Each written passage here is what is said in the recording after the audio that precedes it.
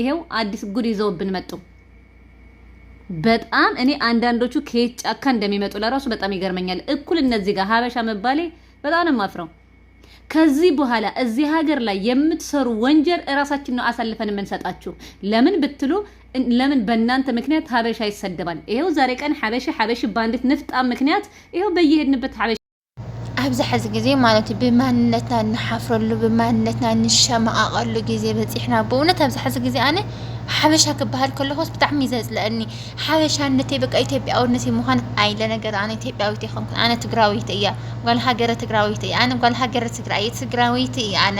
ኢትዮጵያ ይኹንኩ ኣገራት ተሓወት ግናስ ኣብዚ ሕዚ ግዜ ሓበሻ ኢትዮጵያ ስምና ተጋኒኑ ስምና ኣብ ጸሊም መዝገብ ይቐመጠሉ ክብራት ተሓወት ኣረ ተኣዩ ወሪድና ዋ ኣፍተም ሰብ ናይ ዩቲዩብ ዶላር እና ናይ ቲክቶክ ዶላር እዚ ዝኣክል ዝዓበድ ንላይክና ንፎሎው ክትብልስ ምዘይ ኮነ ነገር ክትሳፈጡ ከመይድዩ እና ክብራት ተሓወት ተኣዩ ንሱ ክትብሉ እንትኽእሉ ኣብዚ መጀመርያ መእተዊ ዝረኸምዎን እሽተይ ሕፅረ ቢለ ምጥልኩም ነይራ ጉድ ይኹም ክትሰምዑ ጉድ ኣረግዚዮ ንበል ኣረግዚዮ ኣረ ዝግበርን ዘይግበርን ፈሊጥና ንፖስት ክብራት ተሓወት ዋ ኣቱም ሰብ ሓራም ዓለይኩም ሓራም መራ ሓራም ጭራሽ ምስናይ ስዑዲ መንግስቲ ኣረ ኣነ እውን ናይ ዛረበ ጉድ ፎቶ ባዕለ ኣየምፀይት ቪድዮ ባዕለ ኣየምፀይ ንክዛረቡ ባዕለሲ ጫፍ ትንክፍ ናበልኩ እየ ክዛረብኩ እምበር ሙሉእ እቲ ዝተገበረ ቪድዮ ሳይናገረኝ ናይ ሳውዲ ሕጊ ቀልዲ ከይመስለኩም ከም ናይ ኢትዮጵያ ወይ ከዓ ከም ናይ ኣሜሪካ ከይመስለኩም ክብራት ተሓዋተይ ኣብዚ ዓዲ ኣብ ስዑዲ ይኹን በቃ ዓዲ ዓረባት ዘሎ ሳውዲ ዱባይ ኩዌት ኣብየትም ዓዲ ዓረብ ልክዕ ከም ኣውሮፓ ወይ ከዓኒ ከም ኣፍሪካ ኣይኮነን ሕጎም ማለት እዩ እንታይ ደኣ ገለ ከምዚ ጌራ ዝተተሓዘ እንታይ ደኣ ገለ ከምዚ ጌራ ከምዚ የሆነት ከይትላኽ ናይ ዓዲ ዓረብ ሕጊ ብጣዕሚ ዝተፈለየ እዩ ካብኡ ከዓ ናብ ዓዲ ዓረብ ንመፅእ ሰባት ማለት እዩ ብንዳሰብ ክንሰርሕ እዩ ሕዚ ኣውሮፓ ተኸይድኩም ነፃነት ኣለኩም እዩ ወዶ ነፃነት ኣለኩም እዩ ኣብ ዓዲ ዓረብ ግን ኣብ የትም ዓዲ ዓረብ ኣብ ሃፍታም ዓዲ ይኹን ኣብ ድኻ ዓዲ ይኹን ኣብ ዓዲ ዓረብ ትሰርሓ ብስም እንዳሰብ ይኹን ትኸዳ በቃ ናይ እንዳሰብ ስራሕ እምበይ ካብ እንዳሰብ ወፃእ ስራሕ የለን ኣብ ኣውሮፓ ሕዚ ማንነት ዜግነት ይወሃበካ ምናምን ጽቡቅ ነፃነት አለ ኣብ ሱዑድ ግን ኣብየትም ዓዲ ዓረብ ከምኡ የለን ስለዚ ኩሉ ግዜ ብንዳመዳም ስራሕ ወይ ከዓ ብናይ ገዛ ስራሕ ንመፅእ ወላ ወዳት ወላ ጓላት ስርሑ ክፈላለ ይኽእል ግን ድማ ኣብ እንዳሰብ ስራሕ ኢና ንመፅእ እና ከምዚ ዓይነት ስራሕ ክሰርሑ እዮም ኢሎም ስለዘይፅበዩ ክልክል እውን ስለዘይኮነ ኣባና ብጣዕሚ ዓብይ በቃ ችግር ይፍጠራሉ ንሱ እንታይ ኢልኩምኒ እንደይ ብቻ እናፈርሕ ሆየ ዝናገረኩም ዘለኹ ሓንቲ ሓበሻ ኣነ ባይ ዘ ዌይ ሓበሻ ይኾንኩን ትግራዊት እያ ይቀርበሉና ማለት እዩ ሓንቲ ሓበሻ ምስ ናይ ስዑዲ መንግስቲ የዝለኩም ኣለኹ ምስ ማንም ቦዘኔ ወይ ከዓ ምስ ማንም ኣርቲስት የኾነትን ምስ ናይ መንግስቲ ስዑዲ ፎቶ ኣቀናቢራ ኣብዚ ሕዚ ግዜ ዘመን ዘምፅኦ ግዜ ዘምፅኦ ማዓት ኣፕሊኬሽን እንሆ ዘይትፈልጦም ሓደ ግዜ ወዲ ምስ ወዲ ሰዓዓምጎ ሓደ ግዜ ወዲ ምስ ወዲ ይድቅስዎ ሓደ ግዜ ጓል ምስ ጓል ይሰዓዓምዋ ሓደ ግዜ ጓል ምስ ጓል ይድቅስዋ ካፍቲን ኣቀናቢሮም ሓደ ግዜ ዘይፍለጥ ሰብ ገለ ከምዚ ኮይኖም ከንፈና ከንፈር ይጣብቅዎ ይተሓቅፍዎ ይድቅስዎ ዘይግበር ነገር የለን ኣብዚ ሕዚ ግዜ ክብራት ተሓዋት ተጠንቀቃ ፎቶ ከነይ ኮሎን ጥራሕ ዝባንክን ደሞ ቲ ኖርማል ፎቶኹም ከለሲ ኣብ ፕሮፋይል ክነይ ተቐምጣ ናብ ሰበይቲ ለኣኻ ክብራት ተሓዋት እና ሓንቲ ሓበሻ ኣብ ስዑድ ኮይና እንታይ እያ ጌራ ምስ ናይ ስዑድ መንግስቲ እዝለኩም ኣለኹ ፅኒልኩም ኣዳምፅኒ ምስ ናይ መንግስቲ ስዑዲ እናተሰዓዓመት ከምዚ ቦዲ ጌራ ምናምን ናይ መደቀሲ ክዳን ጌራ እናተሰዓዓመት ፖስቲላቶ ኣቶም ሰብ ግዜ ይበሉ ዋይ ኣቶም ሰብ እዚ ኮኔላ ኣጌራቶ ኮኔላ ንምንታይ ሕዚ ሓደ ሰብ ንላይክ ንፈሎው ዶላር መእከቢ ዶላር መሰብሰብ ከም ብዙሕ ሰብ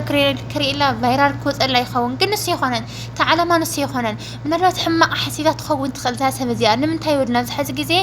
ናይ ስዑድ መንግስቲ ናይ ምሕረት ኣዋጅ ኣውፅኡ ኣሎ ንሽዱሽተ ወርሒ ዝፀንሕ ናይ ምሕረት ኣዋጅ እንታይ እዩ መታወቂያ ይቃማ ዝተበላሸወ ንክሓድስ ሕዲሱ ዓዱ ዝኸይድ ዓዱ ክኸይድ ኣብዚ ቅመጥ ዝደሊ ክቕመጥ ኢሉ ሕጊ ኣውፅኡ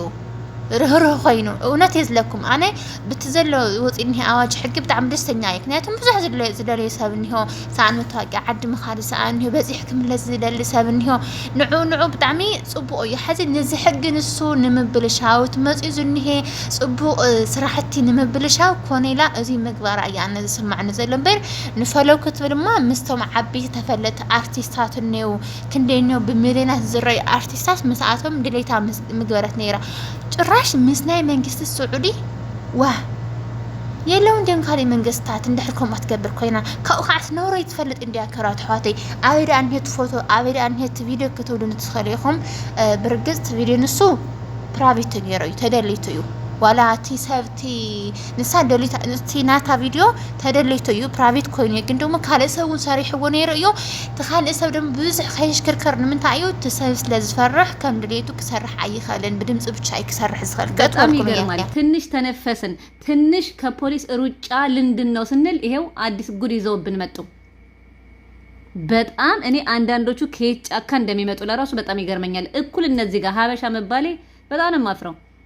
ከዚህ በኋላ እዚህ ሀገር ላይ የምትሰሩ ወንጀል እራሳችን ነው አሳልፈን መንሰጣችሁ ለምን ብትሉ ለምን በእናንተ ምክንያት ሀበሻ ይሰደባል ይሄው ዛሬ ቀን ሀበሽ ባንዲት ንፍጣ ምክንያት ይሄው በየሄድንበት ሀበሽ ነው የተባልነው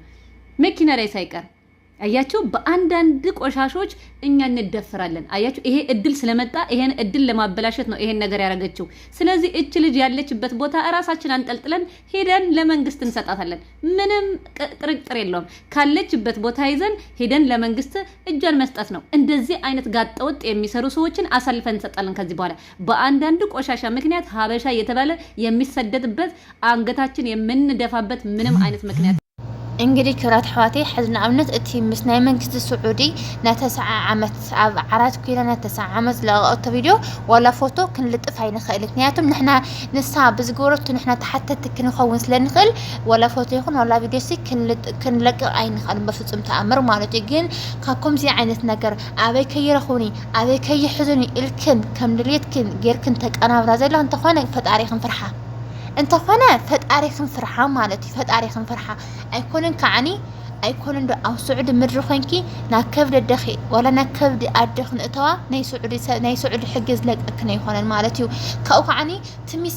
تمسكين زنيهو سريحو زحدر سعيرو زحدر نعو خوين بيتسبو نخندي استشجر سب زرد سب لازم سرح سب لازنيهو بسنك حدا نتدعي سب عين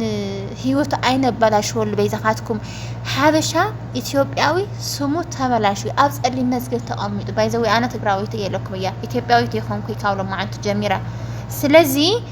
ታይገረት ምስኪን ሰሪሕ ዝነብር ሰብ በخمዚ አው ደ50 አን ስሙ ዝጠፍስ ንምንታይ ብዝኸልኩም ጎ ሓንቲ ሓበሻ ከምዚ ገይራ ምስናይ መንገድስ ምስናይ ሱዑድ መንግስቲ ነተሰዓ ዓመት ፖስት ኢላ ከምዚ ዲኽን ብዝኸልካዮ ونمنتهي سبنا زبالشو ونحنا ما كم يخلنا نسأب عليهم كرامبر نحنا ما كم يخلنا يبلعتهم قلعهم مالتي أنا سكار حزيقة أمر نمكن معات إني أخوهم أزلا